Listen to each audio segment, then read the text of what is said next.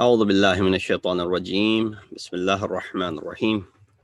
الحمد لله رب العالمين، الصلاة والسلام على أشرف الأنبياء والمرسلين، خاتم النبيين أبي القاسم محمد وأهل بيته الطيبين الطاهرين المعصومين الذين أذهب الله عنهم الرجس وطهرهم تطهيرا. أما بعد، السلام عليكم ورحمة الله وبركاته.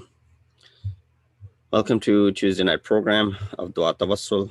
Inshallah, we'll start with the recitation of Dua. اللهم صل على محمد وآل محمد. اللهم صل على محمد وآل محمد. اللهم صل على محمد وآل محمد. بسم الله الرحمن الرحيم. اللهم إني أسألك وأتوجه إليك بنبيك نبي الرحمة محمد صلى الله عليه وآله يا أبا القاسم يا رسول الله يا إمام الرحمة يا سيدنا ومولانا، إنا توجهنا واستشفعنا وتوسلنا بك إلى الله، قدمناك بين يدي حاجاتنا يا وجيها عند الله، اشفع لنا عند الله. يا أبا الحسن يا أمير المؤمنين يا علي بن أبي طالب يا حجة الله على خلقه يا سيدنا ومولانا، إنا توجهنا واستشفعنا وتوسلنا بك إلى الله، وقدمناك بين يدي حاجاتنا يا وجيها عند الله، اشفع لنا عند الله. يا فاطمة الزهراء يا بنت محمد يا قرة عين الرسول يا سيدتنا ومولاتنا، إنا توجهنا واستشفعنا وتوسلنا بك إلى الله، وقدمناك بين يدي حاجاتنا يا وجيهة عند الله، اشفعي لنا عند الله. يا أبا محمد يا حسن بن علي أيها المجتبى يا ابن رسول الله، يا حجة الله على خلقه يا سيدنا ومولانا، إنا توجهنا واستشفعنا وتوسلنا بك إلى الله، وقدمناك بين يدي حاجاتنا يا وجيها عند الله، اشفع لنا عند الله. يا أبا عبد الله يا حسين بن علي أيها الشهيد يا ابن رسول الله، يا حجة الله على خلقه يا سيدنا ومولانا، إنا توجهنا واستشفعنا وتوسلنا بك إلى الله، وقدمناك بين يدي حاجاتنا يا وجيها عند الله، اشفع لنا عند الله. يا أبا الحسن يا علي بن الحسين يا زين العابدين يا ابن رسول الله، يا حجة الله على خلقه يا سيدنا ومولانا، إنا توجهنا واستشفعنا وتوسلنا بك إلى الله، وقدمناك بين يدي حاجاتنا يا وجيها عند الله، اشفع لنا عند الله. يا أبا جعفر يا محمد بن علي أيها الباقر يا ابن رسول الله، يا حجة الله على خلقه يا سيدنا ومولانا، إنا توجهنا واستشفعنا وتوسلنا بك إلى الله، وقدمناك بين يدي حاجاتنا يا وجيها عند الله اشفع لنا عند الله. يا أبا عبد الله يا جعفر بن محمد أيها الصادق يا ابن رسول الله، يا حجة الله على خلقه، يا سيدنا ومولانا، إنا توجهنا واستشفعنا وتوسلنا بك إلى الله، وقدمناك بين يدي حاجاتنا يا وجيها عند الله اشفع لنا عند الله. يا أبا الحسن يا موسى بن جعفر أيها الكاظم يا ابن رسول الله، يا حجة الله على خلقه، يا سيدنا ومولانا، إنا توجهنا واستشفعنا وتوسلنا بك إلى الله، وقدمناك بين يدي حاجاتنا يا وجيها عند الله اشفع لنا عند الله. يا أبا الحسن يا علي بن موسى أيها الرضا يا ابن رسول الله، يا حجة الله على خلقه، يا سيدنا ومولانا، إنا توجهنا واستشفعنا وتوسلنا بك إلى الله، وقدمناك بين يدي حاجاتنا يا وجيها عند الله اشفع لنا عند الله. يا أبا جعفر يا محمد بن علي أيها التقي الجواد يا ابن رسول الله، يا حجة الله على خلقه، يا سيدنا ومولانا، إنا توجهنا واستشفعنا وتوسلنا بك إلى الله، وقدمناك بين يدي حاجاتنا يا وجيها عند الله اشفع لنا عند الله. يا أبا الحسن يا علي بن محمد أيها الهادي النقي يا ابن رسول الله، يا حجة الله على خلقه، يا سيدنا ومولانا، إنا توجهنا واستشفعنا وتوسلنا بك إلى الله، قدمناك بين يدي حاجاتنا يا وجيها عند الله اشفع لنا عند الله.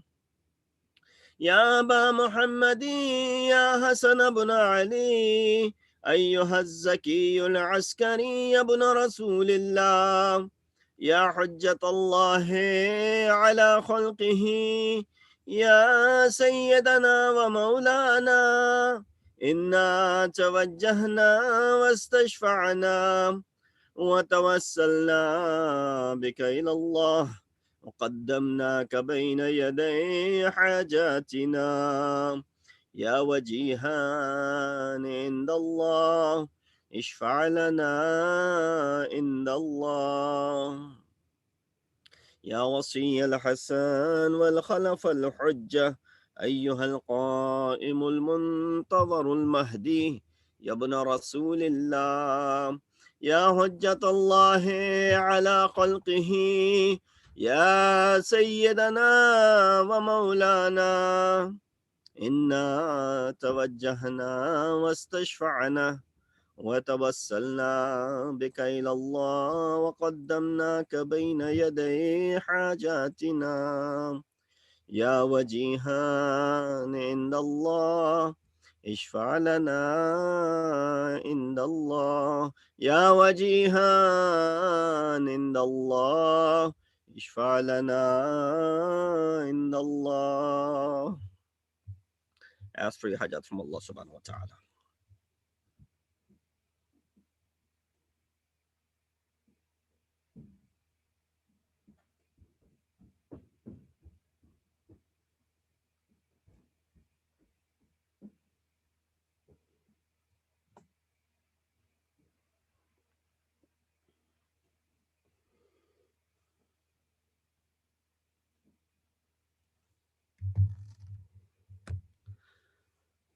يا سادتي وموالي إني توجهت بكم أئمتي وعدتي ليوم فقري وحاجتي إلى الله، وتوسلت بكم إلى الله واستشفعت بكم إلى الله، فاشفعوا لي عند الله واستنقذوني من ذنوبي عند الله، فإنكم وسيلتي إلى الله، وبحبكم وبقربكم أرجو نجاة من الله، فكونوا عند الله رجائي يا سادتي يا أولياء الله.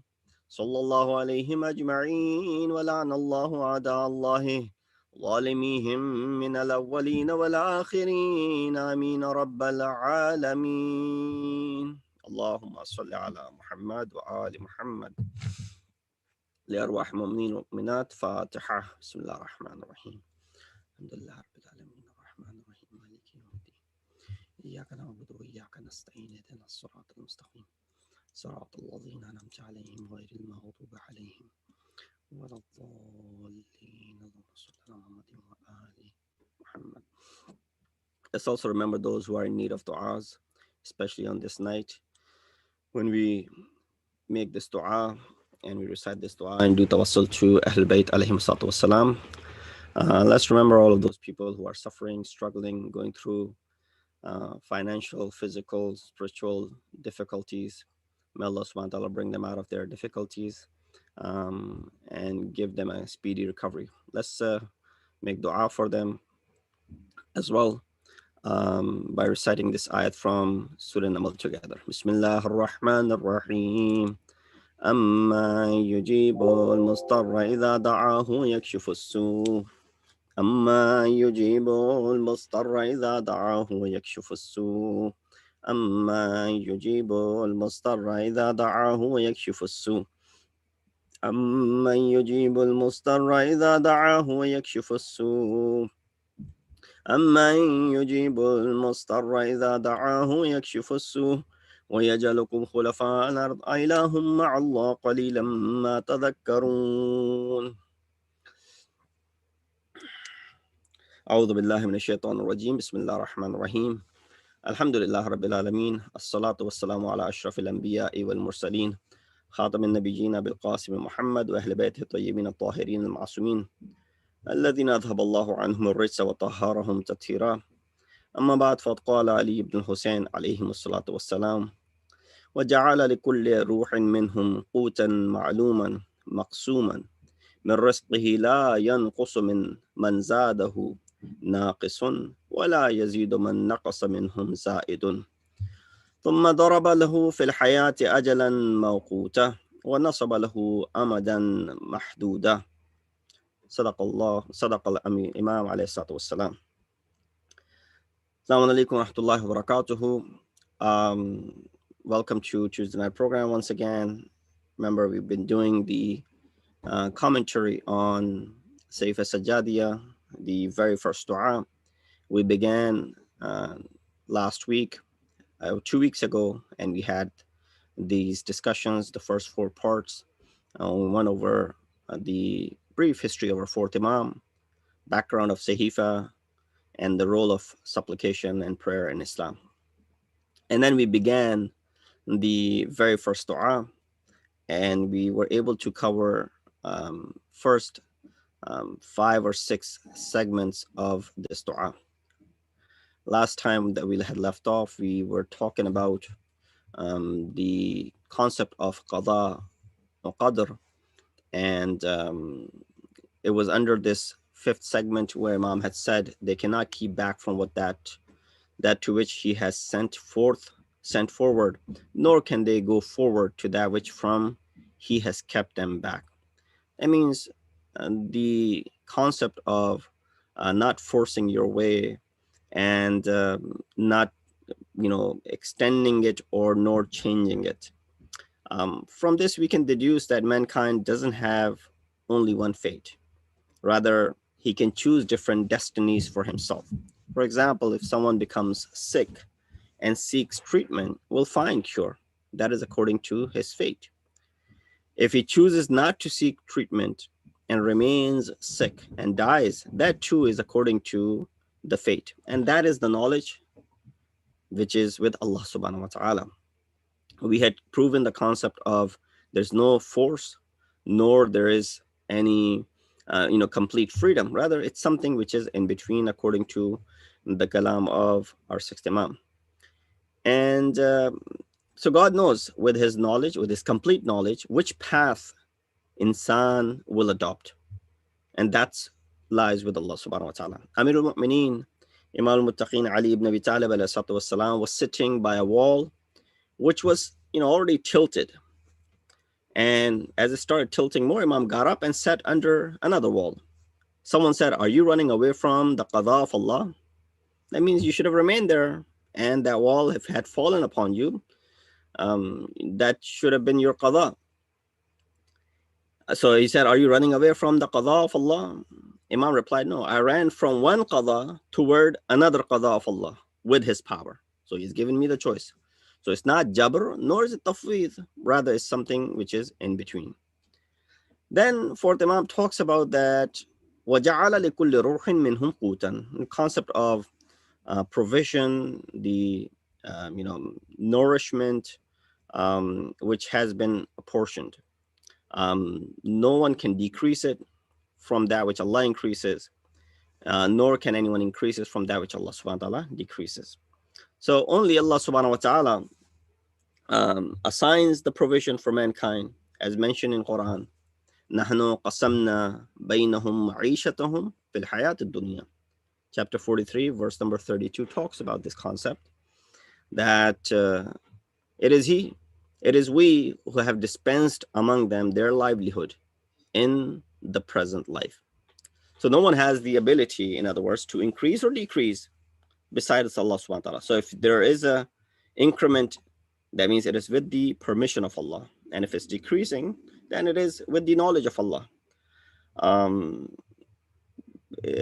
That's why when we look into the events on the day of Ashura, one of the things that came out of the tongue of Imam Hussein, Sayyid al-Shuhada, was when he was holding the 6-month-old body of Hazrat Ali Asghar, which had been pierced with a 3-pronged arrow.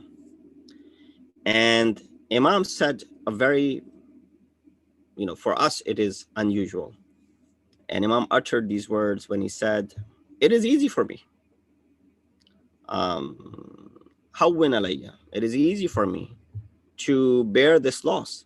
Why? Because this is in the sight of Allah subhanahu wa ta'ala. That means Allah is watching. Allah is not heedless of what's happening. So as long as Allah is watching, this task is easy for me. How do I explain this? When you're doing something and you are being mistreated and your haqq is being usurped, and that person who decides the things, everything is in their presence. They see it. While you are being mistreated, they can see it. So your boss oversees if you're being mistreated or discriminated, and he's a just boss, for example, right? So you don't feel bad because boss saw everything. Kind of like children who are misbehaving, and parents are nazir, they're watching over if one misbehaves and hurts the other one, for example. Well, you saw it. So when those who are in authority, and here authority belongs to Allah subhanahu wa ta'ala, Imam says, "Hawwin alayya." It is easy for me to give this sacrifice. Why? Because it's bi'aynillah. Allah subhanahu wa ta'ala is watching over it. So what Imam is trying to tell us over here is that no one has the ability to increase or decrease it besides Allah. Therefore, one shouldn't leave the path of righteousness, run after haram to increase the sustenance. Allah has only decreed halal sustenance for us and not haram. That's his promise. The one who consumes only haram has completely disregarded the provider. The halal which has been prescribed for you will reach you. And there are ways that, of course, Allah subhanahu wa ta'ala, He provides even for that marine creature, sea creature, which is in the depths of the sea. I believe Imam Ali alayhi salatu wasalam in Nahj al-Balagha, he refers to this. That small, a marine creature which lives in the bed of the sea, under, for example, a boulder, in the dark sea, even that creature is receiving its sustenance from Allah subhanahu wa ta'ala, which is in the depths of the sea, in the darkness of the sea, under a boulder, is making his living. That is going to receive the sustenance. And how is it that you're not going to receive your sustenance? So one shouldn't take this to go after more halal means of earning to increase his sustenance and comfort. That should not be the case, that, okay, so Allah has written something for me. Now these are different halal ways that are opening up for me. I shouldn't go after these because Allah has apportioned something for me. No. With the knowledge, with the leave of Allah subhanahu wa ta'ala, these doors are opening for you. So that's what Imam al-Islam is mean. See, a lot of time these kalam, the kalam of Masumeen could be misconstrued, taken out of context. And when we get to the next part, you'll see more of it. He said, ثُمَّ ضَرَبَ لَهُ فِي الْحَيَاةِ عَجَلًا مَوْقُوتًا. Then for each spirit, he strikes a fixed term in life. For each, he sets up a determined end. The word thumma is for the difference between the two conditions that are being mentioned, and not so much for delay in time. The word daraba means to strike or install something. We know the word hayat refers to hayat dunyawi, the worldly life. Ajalan mawquta. Ajal is the opposite of ta'jil, meaning that which has been determined as far as the lifespan.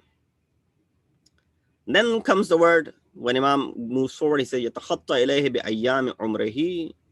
Khutwa literally means a step. Here refers to walking. يَرْهَقُهُ بِعَوَامِ دَهْرِهِ. Rahiqa or yarhuquhu means to cover something entirely. Awam is the plural of am, which means years.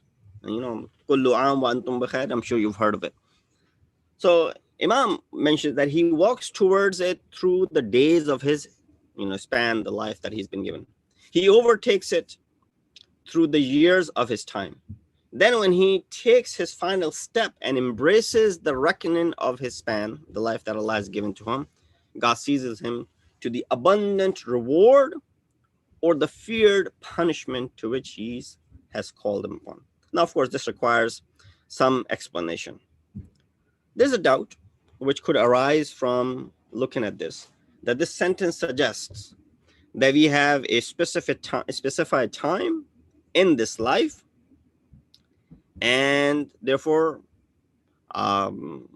when there's a specified time that I will die, and everybody has that specified time. For example, some people, person A will live for 70 years, person B will live for 80 years, person C might live for 40 years. So each have their own specified time. I have a specific time for my lifespan. Others may have longer, some may have shorter. But everyone has this ajalan musamma, as Quran also talks about it, that specified time. So when that is there and there's no doubt about it, doesn't that contradict with making dua for a long life? Praying for someone that may Allah give you a long, healthy life? Or, for example, going after the cures of our ailments. One might even add that why even go after this vaccine which is out there as a prevention for this coronavirus, for example, or other vaccines that we get on a yearly basis for flu, or when we're traveling, for example, going to hires, the requirement of meningitis, other vaccines which are there for preventive measures. Why? Let them, let's expose ourselves to, no, that's not what Aql orders. So then how does that not contradict with the specified time that Allah has for us? That's one thing. Similarly, the acts which increase and become the reason for longevity. We've heard in Riwayat, Sila Rahim, giving sadaqah, reciting 2 rakat namaz in Masjid-e-Ali, Riwayat says, extends your lifespan to 2 years. So you go to the ziyarat in Iraq, you go to Najaf and Karbala, and you pay a visit to Masjid-e-Ali as well. You go to Kufa and you pay a visit to Masjid-e-Ali as well. What does it do? 2 rakat namaz in Masjid-e-Ali increases lifespan to 2 years. All of these are in contradiction with what Imam is saying over here, that he strikes a fixed term in life, or how Quran also talks about the same concept, that there's a specific time for you, and after that, you'll be called back. هو الذي خلقكم من طين ثم قضى أجلا وأجل مسمى, that ولكل أمة أجل فإذا جاء أجلهم لا يستأخرون ساعة ولا يستقدمون. So there's a specified time and term for every nation. When their time has come, they will not be able to, stay back, or nor will they be able to extend it. And similarly, that riwayat of our fifth Imam, which I recited before you, that it is He who has created you from clay to live here for a lifetime, and the span of your life is only known to Him. But it is, as the last riwayat in this, Huma ajalan, ajalun mahtum wa ajalun mawquf, that there are 2 types of ajal. One which is decreed, one which is specified. Now that opens up gates to another discussion.